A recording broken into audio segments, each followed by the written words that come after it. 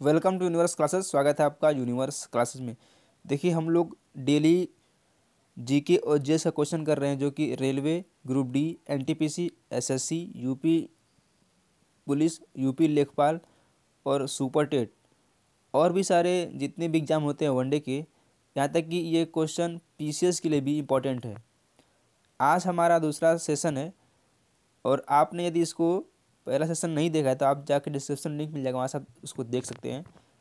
और आप कितने क्वेश्चन सही कर पा रहे हैं उसको भी आपको कैलकुलेट करना है और बताना है। आइए शुरुआत करते हैं आज के सेशन की। उससे पहले एक प्यारा सा मोटिवेशनल कोट जो आपको ऊर्जावान बनाएगा और आपको आपकी मंजिल तक पहुंचाने में सहायता करेगा। जिंदगी की हर तपिश को मुस्कुरा कर झेलिए, धूप कितनी भी तेज हो समंदर कभी सूखा नहीं करते। इस लाइन का आशय यह है कि आपके जीवन में जो थोड़ी बहुत कठिनाइयाँ आती रहती हैं उसको लेकर के आप विचलित ना हो। छोटी छोटी कठिनाइयाँ तो जीवन में आती रहती हैं, वो पार्ट ऑफ लाइफ है, लेकिन उसी को लाख कर आगे बढ़ जाना एक आर्ट ऑफ लाइफ है। यदि आपको बहाना बनाना है तो आपके लिए कोई भी मोटिवेशन काम नहीं करेगा, लेकिन आपको यदि बहाना नहीं बनाना है, अपने काम को करना है, तो आपके लिए कोई भी बाधा नहीं रह जाएगी। आइए शुरुआत करते हैं। हम उम्मीद करते हैं आप समझ पाएंगे। हम आइए शुरुआत करते हैं आज के सेशन की।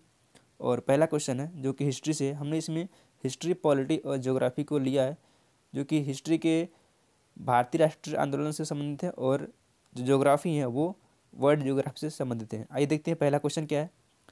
भारतीय राष्ट्रवाद के पहले या प्रारंभिक चरण को, जो कि 1885 से 1905 को किस नाम से जाना जाता है, कि या फिर और क्या कहा जाता है? यहाँ पे को होगा अंतिम, आरंभिक, मध्यम या फिर संकटपूर्ण। तो इसको बोला जाता है मध्यम, और इसका नाम है उदारवादी, जिसको हम लोग इसको उदारवादी चरण भी कहते हैं। और मध्यम जो कि 1885 से 1905 तक होता है, इसमें कांग्रेस की स्थापना हुई थी। उदारवादी चरण। तो इसका ऑप्शन नंबर बी बिल्कुल सही है, सी। अगला क्वेश्चन, बंगाल का विभाजन जो कि 1905 में हुआ था, किस ब्रिटिश वायसराय द्वारा किया गया था? मिंटो, कर्जन, चेम्सफोर्ड या फिर अरविन? तो ये किया गया था लॉर्ड कर्जन के द्वारा। ऑप्शन नंबर बी बिल्कुल सही है। और यह हिंदू और मुस्लिमों को बेसिकली फूट डालना चाहता था, कि उनकी एकता को भंग करना चाहता था, इसलिए इसने बंगाल का विभाजन किया था। वर्ष 1905 में बंगाल विभाजन के दौरान भारत के वायसराय कौन थे? लॉर्ड कर्जन, लॉर्ड एल्गिल सेकेंड, लॉर्ड मिंटो या फिर लॉर्ड हार्डिंग? तो ये लॉर्ड कर्जन ही था। ऑप्शन नंबर ए बिल्कुल सही है।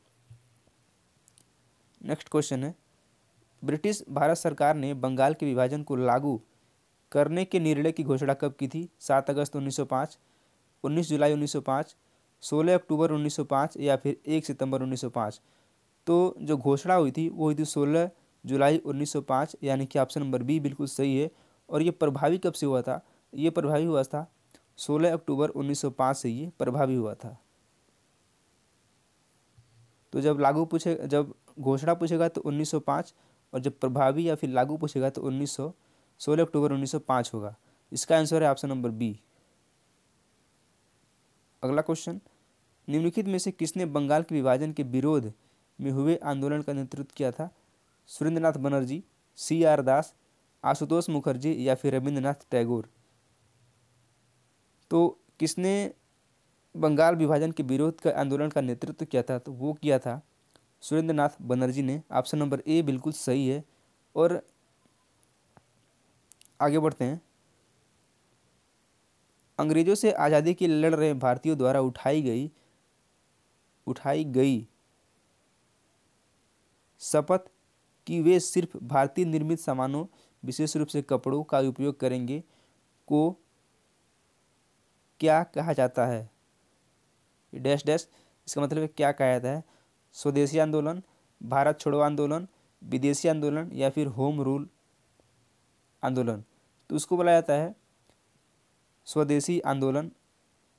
ऑप्शन नंबर ए बिल्कुल सही है। और जब 7 अगस्त 1905 को बंगाल विभाजन के विरोध में कलकत्ता के टाउन हॉल में स्वदेशी आंदोलन की घोषणा हुई, इस आंदोलन में विदेशी सामानों, खासकर कपड़ों स्कूलों का विशेष रूप से बहिष्कार किया गया था। कि ऐसा कहा था कि हम लोग जो है विदेशी कपड़ों का यूज नहीं करेंगे और स्वदेशी निर्मित वस्तुओं का उपयोग करेंगे, इसलिए इसको स्वदेशी आंदोलन कहा जाता है। ऑप्शन नंबर ए बिल्कुल ठीक आंसर है। अगला क्वेश्चन, निम्नलिखित में से कौन सा सतह पर जल का एक उदाहरण है, बताना है कौन सा सतह पर जल का एक उदाहरण है। झील, कुआं, समुद्र या फिर टैंकर।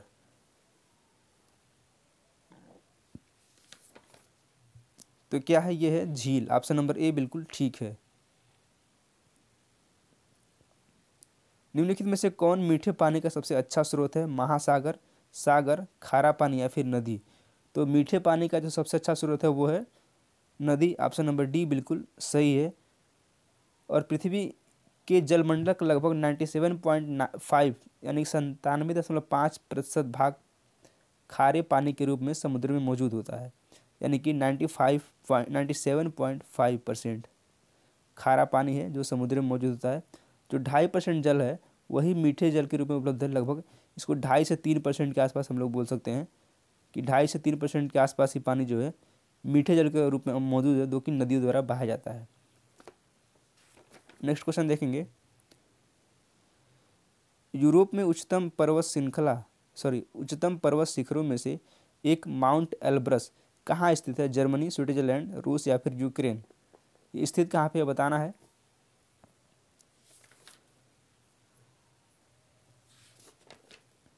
तो यह जो स्थित है ये है रूस में। ऑप्शन नंबर सी बिल्कुल सही है। कौन सी पर्वत चोटी पृथ्वी के केंद्र से दूरतम बिंदु है। Mount Puncak Jaya, mount Chimborazo, mount Kilimanjaro या फिर माउंट एकांकागुआ। इसमें कौन सा जो है पृथ्वी के केंद्र से दूरतम बिंदु पर स्थित है, ये आपको बताना है। तो ये जो माउंट चिम्बाराजो है ये सबसे दूरतम स्थित है। ऑप्शन नंबर बी बिल्कुल राइट है। और यह इक्वाडोर पर्वत की चोटी है ये।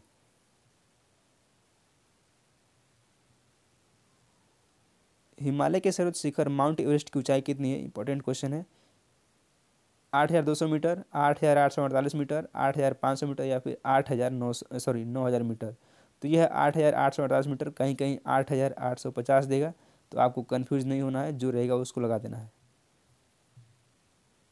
नेक्स्ट क्वेश्चन है, भारतीय संविधान को माना गया है संघीय, एकात्मक, संसदीय या फिर रूप विधान में संघीय और भावना में एकात्मक। ये कैसा माना गया है भारतीय संविधान को, यह है आपको बताना है। तो जो भारतीय संविधान है वह रूप विधान में संघीय और भावना में एकात्मक माना गया है। ऑप्शन नंबर डी बिल्कुल सही है।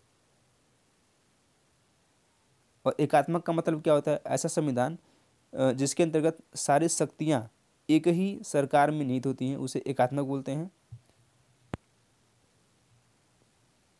निम्नलिखित में से किसने पहले 1935 में संविधान सभा का सुझाव प्रस्तावित किया था।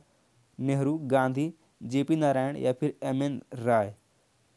किसने जो है 1935 में संविधान सभा का सुझाव प्रस्तावित किया था या फिर प्रस्ताव लाया था संविधान सभा का।